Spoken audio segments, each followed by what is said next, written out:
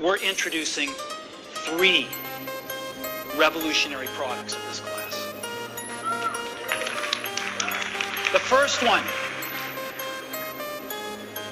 is a widescreen iPod with touch controls.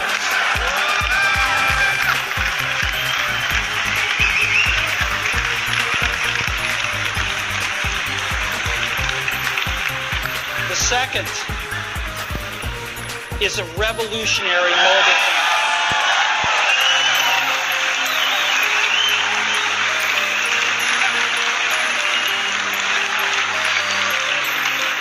And the third is a breakthrough internet communications device.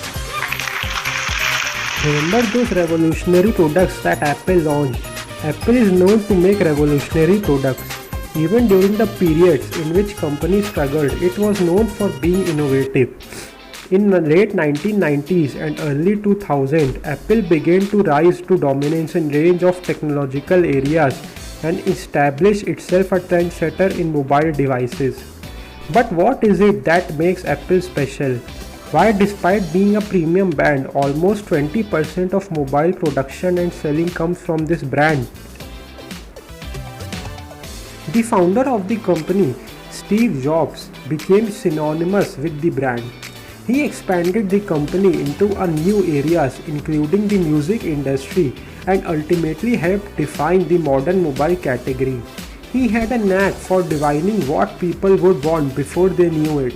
Not only Jobs' main force behind new products in the market, but he also took aggressive lead in marketing those products. Apple has released number of diverse and stylish looking products since the late 1970s.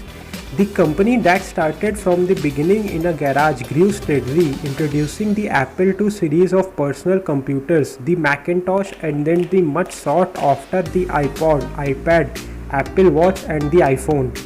New release of products and even updates to its operating system inspire excitements among the customers, developers and the industry. Though the slowmanship aspect of Apple announcement has slowed since the passing of the Steve Jobs, but Tim Cook has done a great job in revolutionizing the company. One main reason for Apple's success is its dynamic, constantly changing business plan. Jobs studied the market and tried to ascertain the pulse of the audience.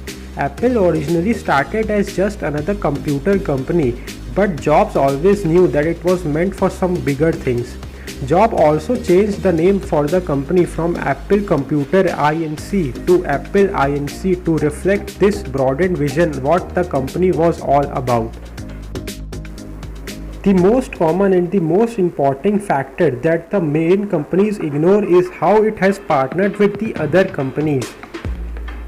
Apple has done great job in partnership with other companies.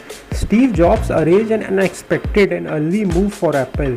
Though company has very less partnership with other brands, but the partnership that Apple made were key towards their success. Whether partnering with Microsoft in 1996, securing a $150 billion support with Microsoft Office on Macs, or whether partnering to manufacture parts for rival companies such as Samsung.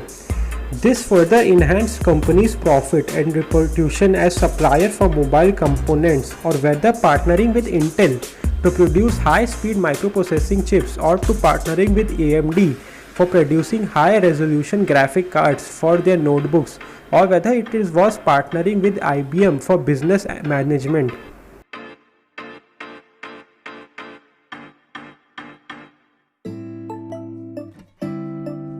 Jobs was stickler on this point. While industrial design is a critical component of any Apple product, but if it's not easy to use, it's worthless. This is what drove the company's user interface design from day one, and still the mantra pushed to the software and hardware engineers. Apple also focuses on keeping things simple. Like, take the example of iPhone. It minimizes the decision making of the consumer, like the product is one and that is iPhone. They will just be upgrading the models, and once the customer has bought an iPhone, it has a mindset of buying an iPhone only if he wants to buy a new mobile. Apple doesn't invent a new product or product category. Sure, company did invent the first commercial PC with Apple II and Mac, but since then all the Apple's products have been recreation of the existing product. Apple did not invent the MP3 player. Apple reinvented it and made it better. Apple did not invent the smartphone. It reinvented it and made it better. Apple did not invent the tablet. It reinvented it and made it better. Apple designer Jonathan Ive said recently, "Our goals are simple to design and make better products. If we can't make something that is better, we won't do it." Clearly, Apple applied that thinking, whether making first iPod, then smartphones, smartwatches, MacBooks, and recently iPads. Apple generally starts thinking of launching the products before it comes to the market. Take the example of the new iPad that was signed 2 years ago. Apple also, besides making design and software and retail, Apple also has cash to invent components, manufacturing processes and things like that, which almost make it impossible for the competition to make any real headway against the Apple. And don't let the fact that Android has become the #1 smartphone operating system makes you big winner. Yes, Android has gained a ground by sheer number of companies, but the real measure of success is in profits. And Apple has 70% of all the profit in smartphones and about 85% of process in tablets. But many would have a question, how Apple marketing is getting it right? Apple excelled at manufacturing and marketing consumer products that consumers love. Apple's marketing is so effective, in fact it has set a benchmark for other companies. The logo is the perfect example of their simplicity. With no clever words, whenever you talk about Apple, the simple logo strikes in your mind. Apple know what the consumers like. Whether they launched the Mac, they knew the consumers were frustrated with the PCs. The company creates a buzz and there is always a buzz around the people. Apple launch any product, they tease it out and then create an excitement, and this is one of the best marketing strategies. It's an approach that turns the existing customers into rabid fans, driving them to search about that product. They know what consumers want at what time. No jargons, no technical details, no sales message, just pure value.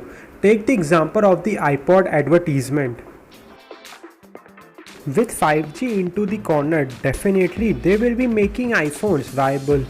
With iOS 14 launch, the problem that iOS users used to have and Android users boast themselves, now that problem has been solved too. Apple also boiling out collaboration with Intel and would begin making its own chip to power new generation of the Macs. Those Apple iOS mobile devices, the chips would be same. While Apple's VP of Tools and Framework, Andreas Wendker, mentioned how new Macs with Apple designed chips would be able to run iPhones and iPads natively.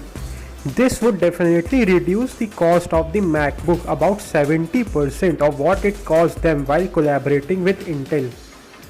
There is also a buzz that Apple would be launching its own streaming app software, Apple Plus. So that's all from this video. If you like the video, please like, comment, share and subscribe my YouTube channel. Become familiar.